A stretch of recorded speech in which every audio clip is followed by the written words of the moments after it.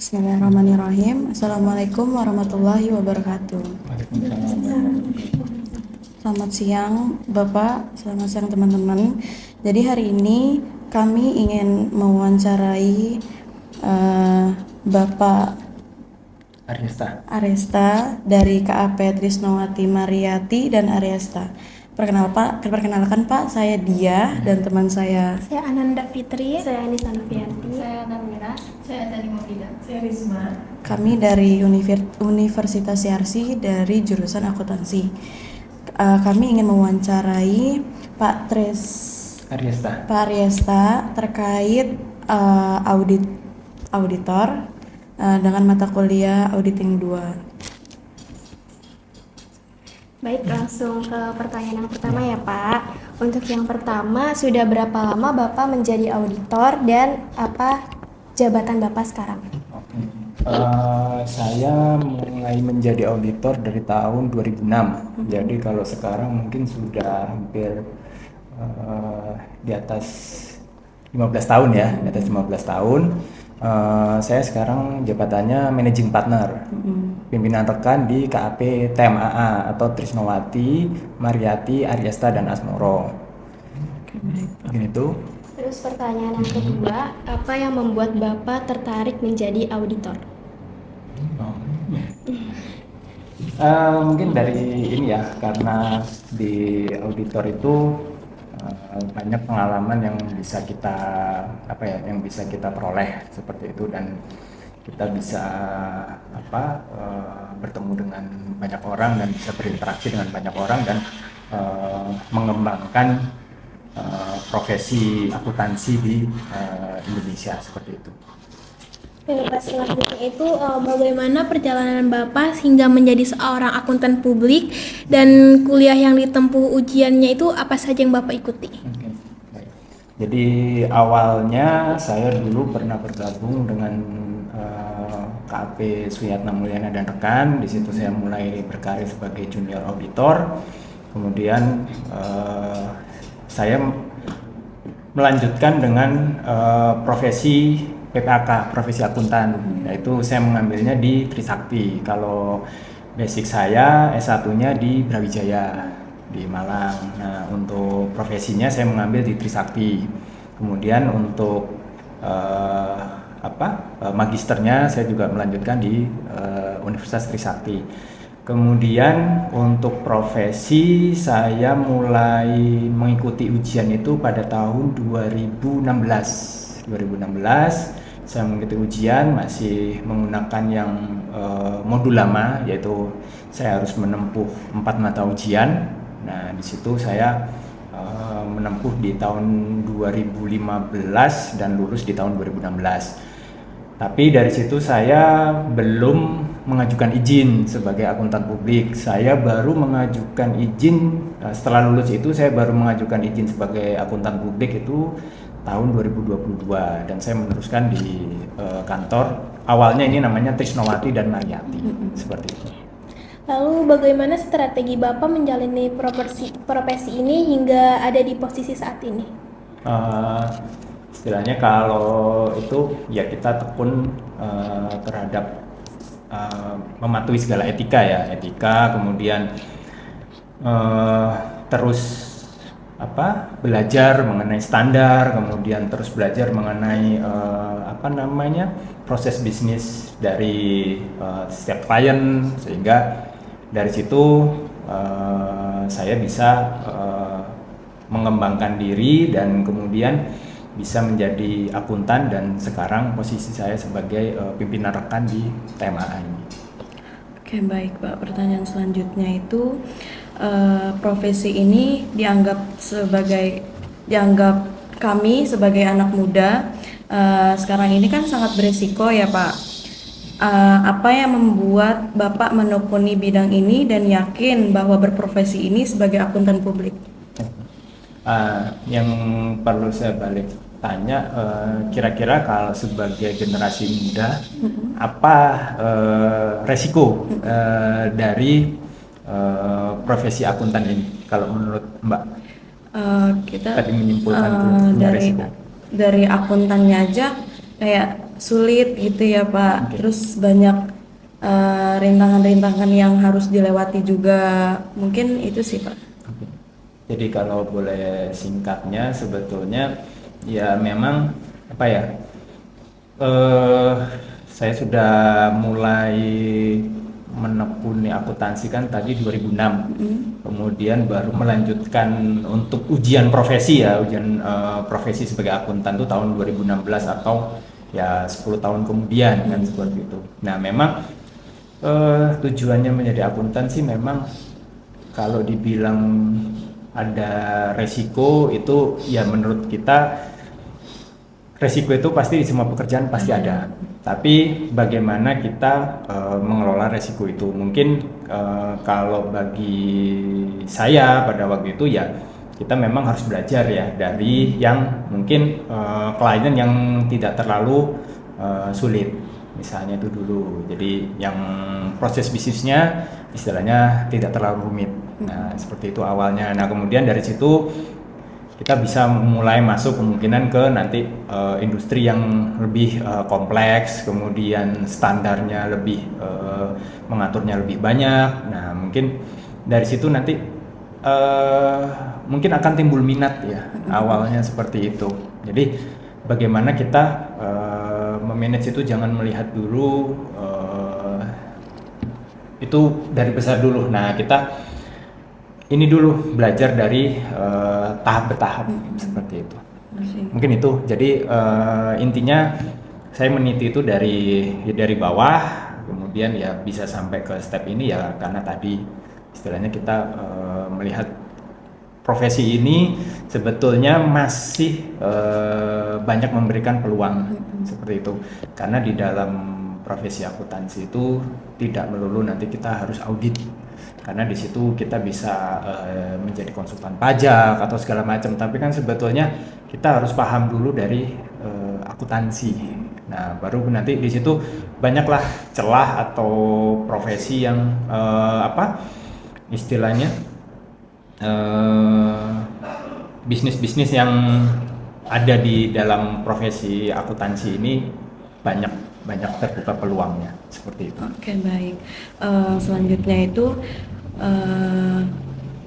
ada nggak sih Pak tokoh yang menginspirasi Bapak untuk menjadi akuntan publik? Kalau semisal ada alasan Bapak mengikuti tokoh tersebut yang menjadi inspiratif untuk Bapak itu apa? Sebetulnya sih ya kalau dari awal ya kita berinteraksi lah dengan senior atau segala macam kan seperti itu kan kalau di kantor akuntan publik. Mungkin ya dari kita berkenalan dengan tokoh senior yang lain untuk di kantor akuntan publik lain. Nah mungkin ya istilahnya dari situ oh iya memang kita menjadi akuntan itu tadi kalau saya kan memang ada senior saya banyak lah seperti itu. Nah dari situ oh ya udah saya memang ingin mengembangkan profesi ini, kemudian ingin membuka kantor dan ya istilahnya itu tadi membuat bisa ada tercipta lapangan pekerjaan seperti itu, bisa membantu generasi selanjutnya untuk meneruskan profesi ini seperti itu. Selanjutnya ada Bapak industri apa saja yang pernah Bapak audit? Apakah Bapak memiliki spesialis audit pada industri tersebut? Kalau kami sih di sini memang sekarang kebanyakan untuk spesifikasinya masih kalau dulu bisa dibilang namanya entitas tanpa akuntabilitas publik ya, entitas istilahnya yang belum memiliki tanggung jawab ke publik. Nah itu kami sih banyak pegang ya bermacam-macam, dari yang jasa ada, kemudian manufaktur ada, tapi memang spesifikasi kami saat ini masih di tataran EP seperti itu.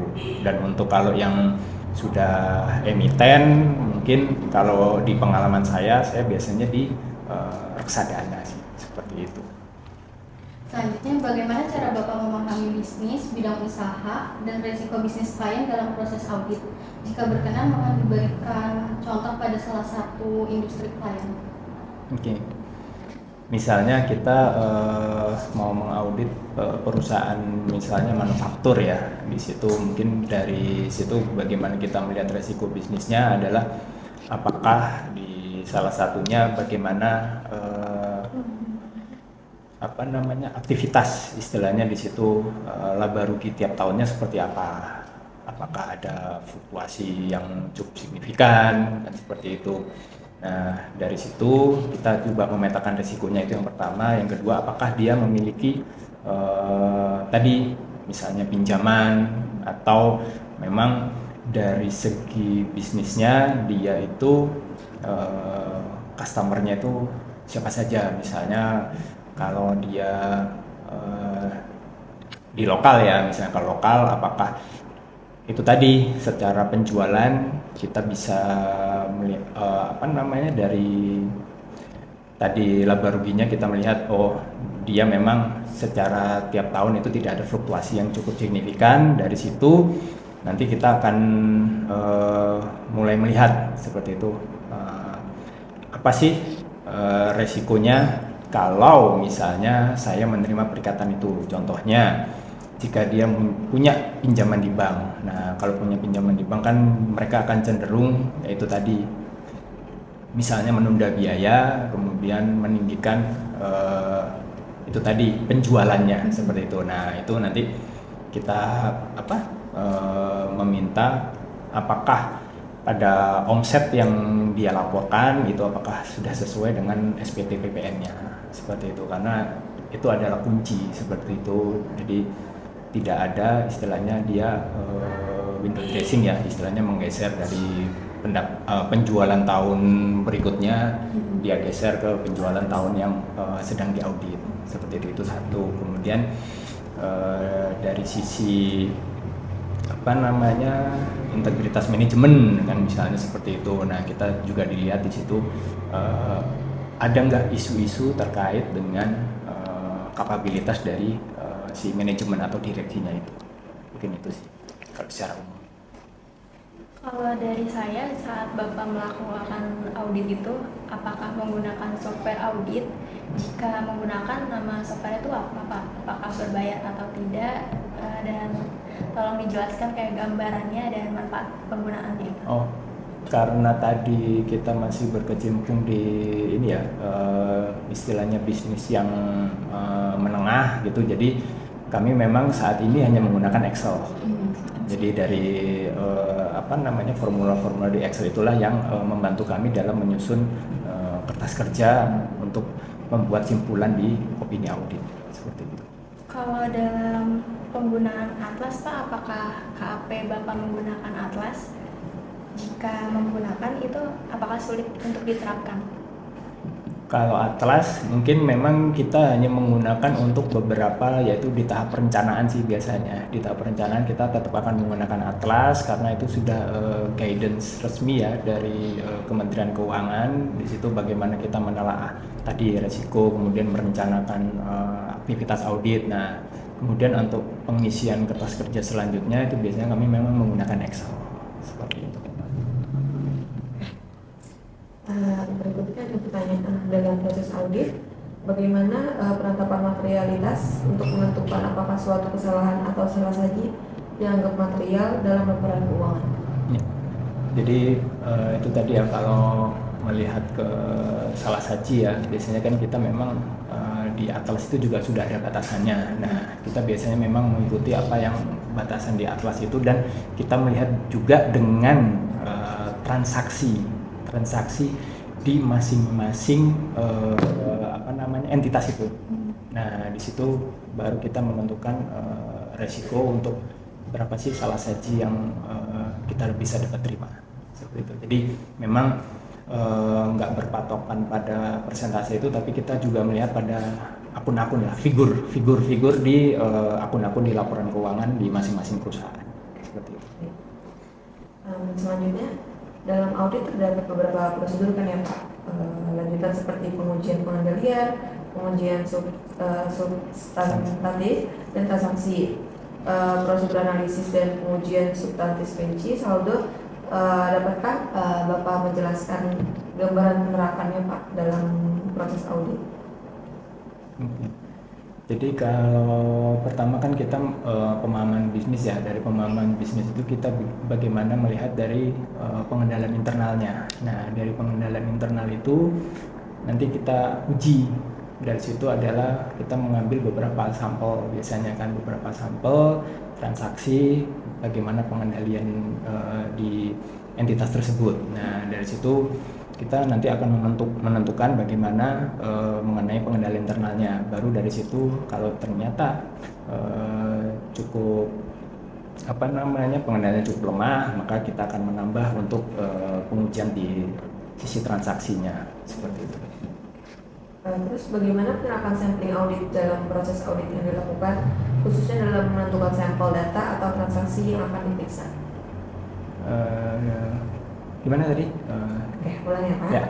Bagaimana penerapan sampling audit dalam proses audit yang dilakukan, khususnya dalam menentukan sampel data atau transaksi yang akan diperiksa? Oke, nah tadi kan setelah kita melihat dari pengendalian itu, nah nanti baru akan ditentukan kira-kira jumlah sampling untuk akun-akun tertentu dari figur itu yang cukup signifikan itu yang akan kita ambil, biasanya seperti itu. Nah misalnya kita di bulan Juni atau di pertengahan tahun itu kan biasanya memang di beberapa industri itu transaksinya semakin banyak. Nah dari situ mungkin kita akan menentukan sampling untuk pengujian dari penerimaan maupun pengeluarannya. Apakah di situ adalah dari sampling penerimaan, kemudian nanti kita melihat bagaimana pengeluarannya itu bisa istilahnya dimaklumi atau wajar lah seperti itu. Jadi dari situ sih biasanya dari kita menentukan dari intensitas transaksi di situ. Semakin banyak transaksi itu mungkin semakin akan kita lihat bagaimana akan menempling akun tersebut seperti itu. Nah, untuk pertanyaan selanjutnya Pak, bisa diceritakan nggak gimana proses audit itu sampai akhirnya seorang akuntan publik bisa menerbitkan opini di laporan auditor independen? Nah, tadi setelah kita menentukan sampling ya, dan kemudian kita melihat materialitas, kemudian di situ kita juga melihat bagaimana klien itu menerapkan standar-standar akuntansi dalam mencatat setiap transaksinya tadi, apakah itu sudah sesuai dengan standar atau belum di tiap-tiap akun yang disajikan di laporan keuangan, baik itu di neraca maupun laporan laba rugi. Baru dari situ kami bisa menyimpulkan apakah klien ini bisa diberikan opini wajar tanpa pengecualian atau wajar dengan pengecualian. Nah, jika memang dari transaksi atau penyajian laporannya itu cukup banyak transaksi yang penyajiannya tidak sesuai dengan standar, nah itu bisa jadi istilahnya tadi kami laporkan dengan wajar dengan pengecualian seperti itu. Selanjutnya, selama jadi auditor, Bapak itu pernah nggak memberikan opini selain wajar tanpa pengecualian? Kalau misalkan ada, apa itu kasusnya? Tadi kalau misalnya sekarang itu yang paling banyak itu misalnya kalau dia memang dari segi aktivitas dia terus turun, kemudian sampai defisiensi atau defisit lah istilahnya dari modalnya. Nah itu kita bisa memberikan opini, yaitu tadi istilahnya tentang kelangsungan hidupnya. Nah jadi bisa wajar dengan pengecualian seperti itu. Nah kemudian itu salah satunya. Kemudian contoh kedua misalnya dia tidak menerapkan ada misalnya dari perhitungan yang diharuskan oleh standar, misalnya contohnya imbalan pasca kerja. Nah itu memang yang sering di kami yang memberikan opini wajar dengan pengecualian jika dia tidak menerapkan PSAK untuk penghitungan imbalan pasca kerja seperti itu. Nah itu memang sekarang di sini di beberapa klien saya cukup banyak seperti itu. Jadi memberikan opini BDP ya lumayan lah ada seperti itu. Bapak, audit saat ini yang kami ketahui kan adalah audit berbasis resiko. Nah, bagaimana pandangan Bapak mengenai audit berbasis resiko tersebut? Ya, audit berbasis resiko itu kan memang apa ya, itu tadi kita di awal memang sudah harus memetakan apakah dari transaksi, substansi transaksi itu tadi apakah mengandung tadi kesalahan penyajian atau adanya penyimpangan. Nah, memang berbasis resiko itu memang harus diterapkan di awal seperti itu. Jadi kita di situ tahu nanti berikutnya itu bagaimana kita nanti sampling atau bagaimana melihat substansi sebuah transaksi itu awalnya memang dari bagaimana kita menerapkan audit berbasis resiko tersebut. Lalu, apakah Bapak pernah menemukan fraud dalam proses audit ini? Dan bolehkah dijelaskan sedikit Pak bagaimana tanggapan Bapak atas temuan tersebut dan dampaknya terhadap opini itu apa? Kalau fraud itu memang pernah saya beberapa temuan itu, tapi memang secara opini dia tidak mengubah seperti itu. Opininya pada waktu itu tetap saya berikan wajar tanpa pengecualian, karena fraud itu pada waktu itu adalah terkait dengan memang ada beberapa penggelapan tapi tidak signifikan terhadap materialitas seluruh laporan itu dilakukan oleh bagian keuangan seperti itu. Jadi memang dia memalsukan beberapa pengeluaran yang dilakukan oleh direksinya seperti itu. Jadi kalau secara laporan keuangan seluruhnya dia tidak material, tapi hanya dia mengganggu di posisi kas saja sih, kas, karena dia tidak melakukannya itu dalam satu periode, karena dia melakukannya di beberapa periode seperti itu. Oke, pertanyaan selanjutnya. Saat ini kami sering mendengar big data. Apakah ada dampak penggunaan big data dalam proses audit saat ini? Kalau big data, istilahnya sih ya karena saya memang sekarang mengauditnya di ini ya, memang entitas privat ya, sebetulnya kalau di kami tidak terlalu signifikan seperti itu, karena memang semua data itu kami peroleh dari internal seperti itu. Oke Bapak, ini ada pertanyaan terakhir. Bapak bisakah memberi pesan kepada kami sebagai mahasiswa akuntansi agar menjadi akuntan yang profesional dan berintegrasi serta sukses di dunia kerja pada masa akan datang? Kalau pesannya sih satu ya, kita memang harus melihat bagaimana permintaan di pasar ya. Nah, di situ mungkin kita perbaiki, mungkin satu, kalau di mahasiswa kan mungkin ya masih inilah memang dalam tahap belajar. Nah, di situ untuk etos kerjanya ya mungkin sering bertanya misalnya, kemudian mempelajari standar-standar yang baru ya, minimal yang memang itu kalau misalnya di laporan keuangan itu yang sering muncul adalah misalnya di akun